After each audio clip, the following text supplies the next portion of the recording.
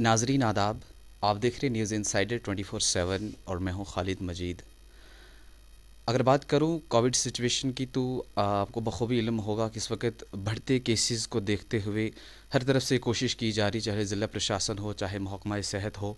हर तरफ से जो कोशिश की जा रही है कि इस महामारी से निपटा जाए, जल्द अज जल्द इससे जो है वो छुटकारा पाया जाए। हमारे साथ अभी ख़ास बातचीत के लिए मौजूद हैं सीएमओ डोडा। सर, सबसे पहले तो न्यूज़ इनसाइडर में आपका बहुत बहुत स्वागत। Thank you very much. Sir, जानना चाहूँगा अभी बाकी डिस्ट्रिक्ट्स की तरह हमारे डिस्ट्रिक्ट के अंदर, डिस्ट्रिक्ट डोडा के अंदर कोविड की सिचुएशन क्या चल रही है अभी? बाकी डिस्ट्रिक्ट की तरह जैसे आप जम्मू की बात कीजिए, कठुआ, उधमपुर या कश्मीर के डिस्ट्रिक्ट की बात कीजिए, वहाँ तो बहुत पहले ही ये वेव आ चुकी थी। वहाँ कम से कम ये हमारे यहाँ डिस्ट्रिक्ट में हमने 19 या 20 तारीख को 50 क्रॉस किया, यानी 50 से ज़्यादा केसेस जो हमारे आने लगे वो 19 तारीख के बाद आना शुरू होगी। लेकिन जो और डिस्ट्रिक्ट थे वहाँ बहुत पहले ही था। लेकिन उसके साथ साथ ही हमारे केसेस भी अब इंक्रीज़ हो रहे हैं। हम भी 100 के करीब, 100 से अबो जा रहे हैं कि पर डे हमारे केसेस निकल रहे हैं। उसके लिए हमने यही स्ट्रेटजी अपनाई थी कि हम अवेयरनेस की कैंपेन शुरू करें, हम लोगों में एक अवेयरनेस चलाएं, प्रोग्राम चलाएं, चाहे वो माइकिंग के ज़रिए हो, चाहे वो और थ्रू सोशल मीडिया के थ्रू हो, या आप मीडिया के थ्रू वो लोगों तक एक मैसेज पहुंचाएं कि थर्ड वेव आ चुकी है। इससे बचने का एक ही वाहिद रास्ता है, वो रास्ता ये है कि हम आपस में दूरी बनाए रखें, हैंड सैनिटाइजेशन, हैंड वाशिंग का प्रॉपर यूज़ करें, और उसके साथ साथ मास्क का इस्तेमाल करें, और फजूल से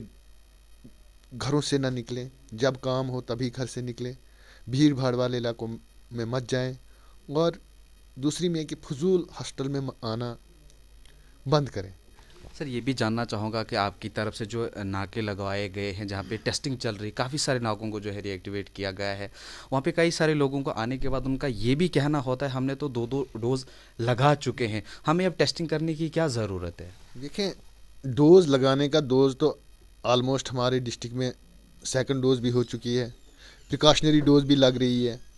हेल्थ केयर वर्कर को भी लग रही है, फ्रंट वाले। इसमें ये है कि जितना हम टेस्ट करेंगे, वैक्सीन लगाएंगे, वैक्सीन लगी होगी, तो अगर उसमें वो वायरस आएगा भी तो वो उसमें साइन सिम्टम और उसको उतना सीवियरिटी नहीं होगी, थोड़ी सी माइल्ड सिम्टोमेटिक होगा या एसिम्टोमेटिक होगा, तो उससे वो उस लेवल की बीमारी तक नहीं पहुंचेगा कि उसको ऑक्सीजन की ज़रूरत पड़े या वेंटिलेटर पर जाना पड़े। वो माइल्ड होगा और विद इन 2 and 3 days वो उसके बाद घर जाएगा। अभी सर, जो हमारे पास आपके पास जो पॉजिटिव केसेस आ रहे हैं, जो लोग पॉजिटिव आ रहे हैं, उनको आप होम आइसोलेट करवा रहे हैं, उनके लिए क्या कुछ ट्रीटमेंट जो है उनको वो घरों में दिया जा रहा है, और कब तक उनको ये प्रिकॉशंस दी जा रही हैं कि आप घरों में रहें, कब तक? जैसे आपने बोला कि अगर कोई पेशेंट पॉजिटिव निकलता है और उसके घर में कोई बूढ़ा बुजुर्ग है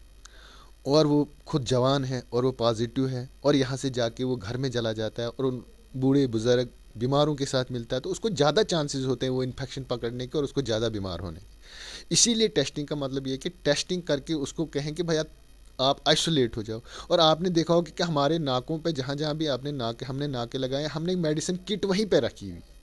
हमने उसी वक्त पेशेंट पॉजिटिव आता है तो हम उसको वो पैरास्टामोल की गोली, जिंक की गोली, कैल्शियम का टैबलेट्स, और अगर उसमें सिम्टोमेटिक होगा तो हम उसको उसी वक्त इज़िथ्रोमाइसिन की भी टैबलेट दे देते हैं, और उसको एडवाइज़ करते हैं कि भैया हैंड वॉशिंग करें, अगर आप पॉजिटिव है तब भी आप अपने घर में मास्क लगाइए और अलहदा रहिए, और जो बुज़ुर्ग हैं और बच्चों से थोड़ा दूर रहिए, ताकि बच्चे और बुज़ुर्ग जो हैं इसकी लपेट में अगर आ जाएं तो उसको हो सकता है वो सीआरटीएफ डिजीज़ उनमें ज़्यादा हो जाए और उनमें ज़्यादा अगर सर हम प्रॉब्लम। बात करें अभी जो बच्चों की भी जो वैक्सीनेशन का जो है सिलसिला जो है वो जारी है, सिटी के अंदर तो कई सारे लोगों को करवा चुके हैं, लेकिन गाँव के अंदर जो बच्चे हैं वहाँ पर अभी जो है सबको वो वैक्सीनेशन नहीं लग चुकी है। उनके लिए हमारे चैनल के माध्यम से उन लोगों के लिए आपका क्या मैसेज है? हमारा मैसेज है कि हमारा मैसेज, हमने तो आज तक ये वैक्सीनेशन कंप्लीट की होती 15 से 17, लेकिन हमारा जो ये डिस्ट्रिक्ट डोडा है, एरस्टवाइल डिस्ट्रिक्ट डोडा जो है, यहाँ विंटर वेकेशन होती है, और जब हम स्कूलों में जाते हैं तो बहुत मुश्किल होता है कि इस हिली एरिया से एक बच्चे को स्कूल में पहुँचना, और फिर एक बच्चे के लिए हम डोज एक वायल खोल नहीं सकते हैं। अगर स्कूल ओपन होते तो हमने कब का ख़त्म किया होता है, क्योंकि हमने कैंप लगाना था, बच्चे सुबह आ जाते, 10 बजे उनको वैक्सीन लग जाती, 1-2 बजे तक हम वहाँ रहते, उसके बाद हम वापस आ जाते। लेकिन जितना भी हो रहा है उसके बावजूद भी हम गाँव में जा रहे हैं। जिस गांव में 15 से 17 साल का बच्चा होगा, हम निकाल रहे हैं, ढूंढ रहे हैं, उस बच्चे को निकाल रहे हैं वहाँ से और उसको वहीं पे वैक्सीन कर रहे हैं और उसको वहीं पे हम टीकाकरण करके उसको वहीं पे आधा घंटा अपने सामने बिठा के कोई जगह सेलेक्ट करते हैं, वहाँ पे बिठा के उसके बाद हम उसको घर को भेजते हैं। लेकिन तब भी मुश्किल आ रही है क्योंकि कई बच्चे हमारे जो हैं जम्मू में जो हैं, कई बच्चे हमारे दूसरे डिस्ट्रिक्ट से आ रहे हैं यहाँ पढ़ने के लिए, कई बच्चे भलेस के हैं जो कि यहाँ से आते हैं, कई बच्चे भद्रवा से हैं जो यहाँ पढ़ने आते हैं और विंटर्स में वो अपने घर में चले जाते हैं जो उनके बहुत दूर दराज के एरियाज़ में रहते हैं। तो ये मुश्किल आ रही है, लेकिन इंशाल्लाह हम पूरी उम्मीद करते हैं कि आपके माध्यम से पेरेंट्स से ये अपील करते हैं कि जहाँ भी कहीं भी आप देखते हो कि कोवैक्सीन लगानी है बच्चे को, जहाँ भी हमारा कैंप हो, जहाँ भी नज़दीकी आपका सेंटर, आप अपने बच्चे को ले जाए और वहाँ पे उसको वैक्सीनेट कराए। क्योंकि हमारा मकसद जो है, हमारा मकसद 27,841 जो हमारा टारगेट है, 27,841 हमारा टारगेट है डिस्ट्रिक्ट का 15 से 17 साल के। इन बच्चों को हमने फर्स्ट प्रेफरेंस में, चाहे वो दरसगाह में हो, चाहे वो मदरसे में हो, चाहे वो किसी और अदारे में हो, चाहे वो गवर्नमेंट स्कूल में हो, चाहे वो प्राइवेट स्कूल में, हमारा मकसद है कि हम 15 से 17 साल तक के जितने भी बच्चे हैं किसी भी फील्ड में वो हैं, उनको हमारा मकसद है कि हम उनको वैक्सीन करें और वो दूसरी डोज भी लें उसके बाद, और उसके बाद वो जब स्कूल ओपन हो तो वो सेफ़ स्कूल में जाएं, ताकि वो एक जो हम पहले एक महामारी से जूझ रहे हैं पिछले 2-2.5 साल से, हमारी स्टडीज़ ज़ाया हो रही है, हमारे कारोबार ज़ाया हो रहे हैं, हमारी दूसरी चीज़ों में असर पड़ रहा है, हम उससे नजात पाएँ और